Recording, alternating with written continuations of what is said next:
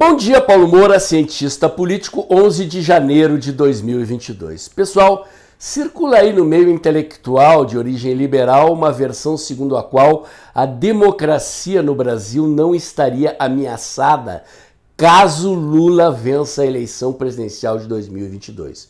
Pois bem, na semana que passou, 3 ilustres dirigentes do PT, Gleisi Hoffmann, Dilma Rousseff e José Genuíno, deram entrevistas à imprensa revelando que sim, que de fato o projeto do PT é um projeto autoritário, e eu não estou falando aqui do programa de governo marqueteado, embalado, bonitinho, que Lula vai apresentar à sociedade agora em fevereiro. Eu estou falando da essência do projeto de poder do PT. É sobre isso que eu vou falar no vídeo de hoje, mas antes eu quero agradecer a você que doa pelo Pix e pela conta bancária do canal.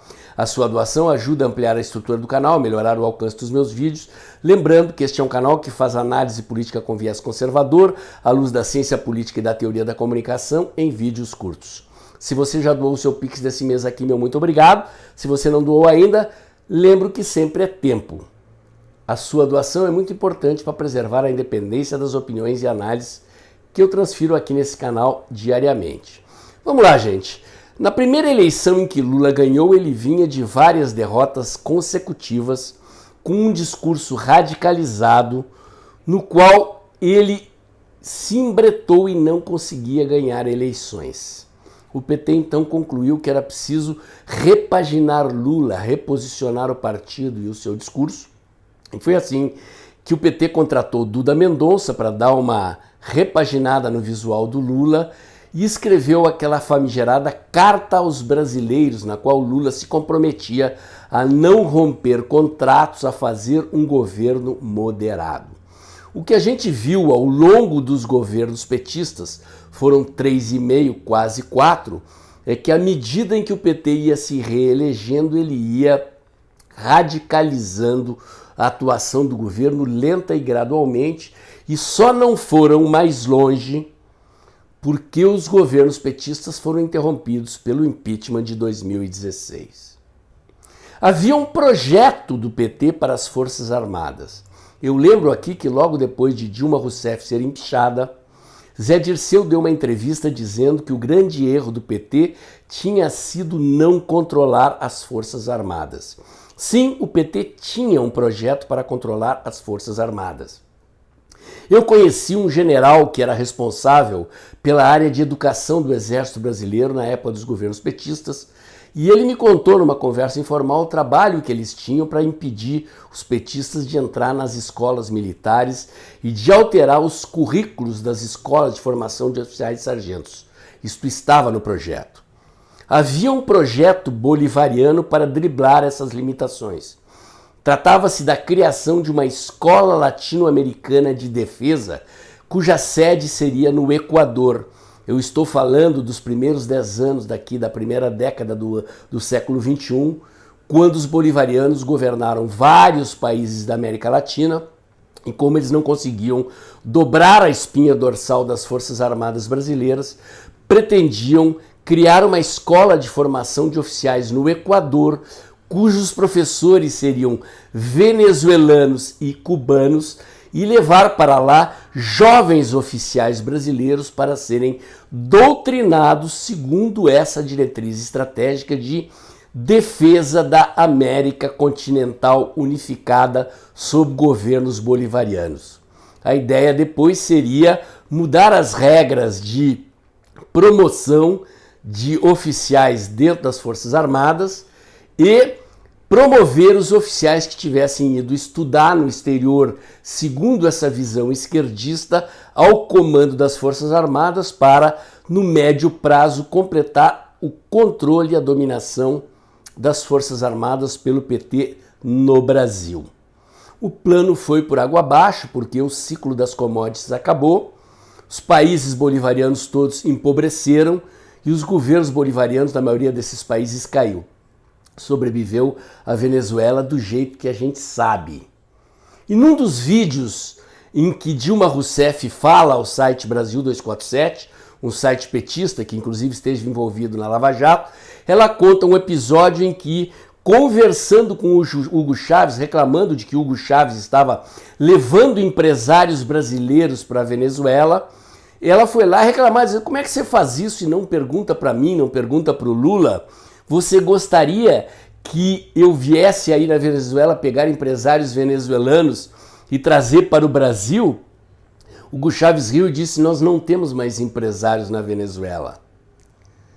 E perguntada então sobre a estratégia de poder de Hugo Chávez pelo entrevistador do Brasil 247, o Breno Altman, ela disse que a essência do projeto de poder de Hugo Chávez não estava na mobilização popular, mas estava no controle das Forças Armadas. Vejam aí o trechinho da fala da Dilma em que ela confessa exatamente isso. Uma vez, tá? Eu vou te explicar com uma história. Uma vez, eu estava questionando o Chávez por que ele levava, sem inclusive falar conosco, empresários brasileiros para discutir em outros países da América Latina. E perguntei para ele assim, a título de conversa amigável: você acharia correto, Chávez, que a gente convocasse seus empresários para levar lá para outro país para fazer uma discussão? Ele disse para mim assim: eu acharia engraçado, eu não tenho empresários. Sim, mas o chavismo fez uma aposta... Me desculpa, o Breno, me desculpa. Não dá para comparar. Não dá para comparar a gestão do Brasil com a gestão da Venezuela. Eu compreendo o argumento da senhora, mas o chavismo fez uma aposta na mobilização social permanente para... Não, o chavismo fez uma aposta no Exército. Não só no Exército, presidente. Fundamentalmente. A não ser que a gente seja ingênuo. Fundamentalmente. Mas também na mobilização popular. Depois. Daí decorrente. Também, aliás, citando Pulantzas, você não tem, onde estiver exército, nunca acredite que as mobilizações paramilitares ocorram sem a cumplicidade dele. Pois bem, gente, vocês acabaram de ouvir da boca da Dilma, não é narrativa minha. Pois José Genuíno deu uma entrevista para o mesmo jornalista do Brasil 247 e ali ele revela a natureza do projeto autoritário do PT. Ele fala que é preciso romper com tutelas que a Constituição impõe ao domínio completo do poder pelo PT no Brasil e ao domínio do PT sobre as Forças Armadas. Vou rodar a entrevista a José Genuíno aí, vocês vejam e depois eu volto para comentar. Você propôs eliminação do artigo 142, que garante a tutela militar sobre o Estado. Você propôs uma reforma dos currículos militares, uma reforma da formação dos militares, incluindo o fim desses colégios privativos de militares. Você propôs uma reorganização ampla das Forças Armadas sob comando político, incluindo os mecanismos de promoção dos oficiais. Você propôs a integração sul- e latino-americana como uma força autônoma na região em relação aos Estados Unidos. Essas foram, se eu bem anotei aqui... E eu proponho a quarentena, Breno, a quarentena. Além do mais, a quarentena em relação a quem ocupa vem a ocupar função pública, além da realocação, da devolução desse excesso de militares do governo Bolsonaro para suas funções naturais. Pois bem, esse é um programa forte. Você não teme que a adoção desse programa possa provocar, num eventual novo governo Lula, uma crise militar? Breno, o governo Lula tem várias tutelas que ele tem que quebrar. Uma delas é essa. A segunda é do Ministério Público Federal. A terceira é do Banco Central Independente. E a quarta é do teto de gasto. Eu vou ficar só nessas quatro, tem mais. Veja bem, isso aí é uma luta política. Nós temos que fazer essa luta política tendo como base, para dialogar para diminuir a reação dos militares, Nós queremos estabelecer uma nova política de defesa para o país. Nós queremos defender um novo modelo de profissionalização. Nós queremos valorizar o desenvolvimento tecnológico e científico. O que vocês estão fazendo é mediocridade. Isso não é função. O Estado brasileiro não pode investir num oficial durante tantos anos para ele exercer um cargo de ministro da Saúde. Então nós temos que fazer um discurso forte para impedir reações. Que vai ter reações, eu não tenho dúvida que vai ter. Agora, dependendo da nossa capacidade de articulação e da nossa capacidade de mobilização política, nós podemos neutralizar.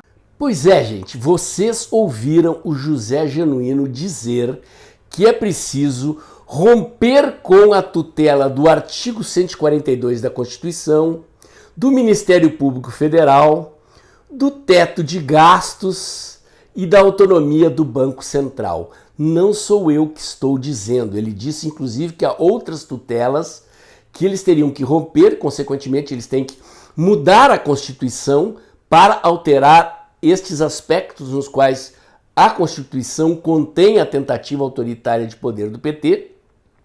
E com isso, José Genuíno revela a natureza, a essência do projeto de poder do PT. É isso que está em jogo no Brasil. Esses isentões, esse pessoal que fica brincando de terceira via, esse pessoal que vem para a imprensa escrever artigo dizendo que acha que não há risco à democracia no Brasil caso o PT vença a eleição e que as instituições brasileiras são fortes o suficiente para conter um projeto autoritário do PT, tem aí o testemunho saído da boca dos petistas.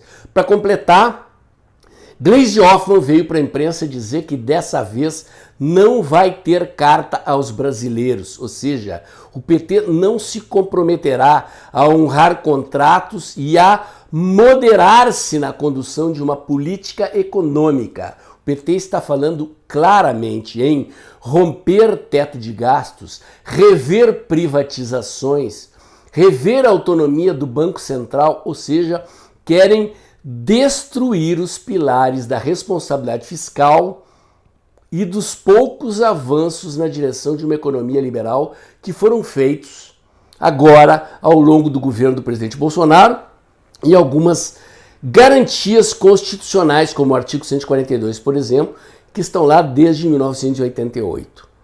É importante que a gente tenha claro que daqui a pouquinho Lulinha Paz e Amor vai vir para a imprensa, repaginado por algum publicitário desses pago a peso de ouro, apresentar-se como moderado. Aliás, Lula tem dito que os petistas que estão falando na imprensa agora não falam em nome dele, que ele está liberando o debate de ideias. Não se enganem. Esta é a natureza e a essência do projeto de poder do PT, e este é o projeto que foi interrompido com o impeachment de Dilma Rousseff. Eu repito, a Escola de Defesa das Américas, a estratégia de mudar os critérios de promoção de oficiais, de romper com a tradição da hierarquia e a disciplina militar, de acabar com as escolas militares, de alterar os currículos das escolas de formação de oficiais para formar oficiais e sargentos segundo a ideologia bolivariana, está dito pela boca de José Genuíno, que foi ministro da Defesa dos governos petistas. Não sou eu que estou falando. Lula poderá vir com um programinha de governo publicitário para enganar trouxa, mas essa é a natureza do projeto de poder do PT. Essa eleição, eu já disse aqui, é uma eleição que será vencida por quem conquistar o centro. Imaginava eu que o PT iria se moderar para agradar o centro, assim como está fazendo o presidente Bolsonaro ao se aliar com o centrão e ao assumir uma postura mais condizente com uma estratégia de conquista do centro. Pois o PT está revelando-se o contrário disso. O PT está revelando que, eventualmente, vai apostar numa estratégia de radicalização e, se isso se confirmar, talvez seja o caso do presidente Bolsonaro repensar a sua estratégia. Está ficando claro, para mim sempre esteve claro, mas está caindo a ficha para muita gente aí da imprensa, que não tem espaço para a terceira via, não tem espaço para candidatos isentões. O conflito de 2022 é um conflito radical entre quem defende os valores democráticos, liberais e conservadores, fundadores da civilização ocidental judaico-cristã, fundadores da sociedade brasileira, cuja maioria é culturalmente conservadora, mas uma parcela expressiva não é politizada e pode se deixar seduzir pelo canto da sereia do petismo, que vai alegar que na época de Lula se vivia bem, se tinha emprego e os preços eram baratos. O eleitor não quer saber se a inflação é mundial. O eleitor não quer saber se a crise econômica e o desemprego foram causados pela turma do fecha tudo e a economia a gente vê depois. O PT vai tentar botar a culpa no presidente Bolsonaro, que é justamente quem alertou que a crise econômica viria. Esta eleição está longe de estar ganha.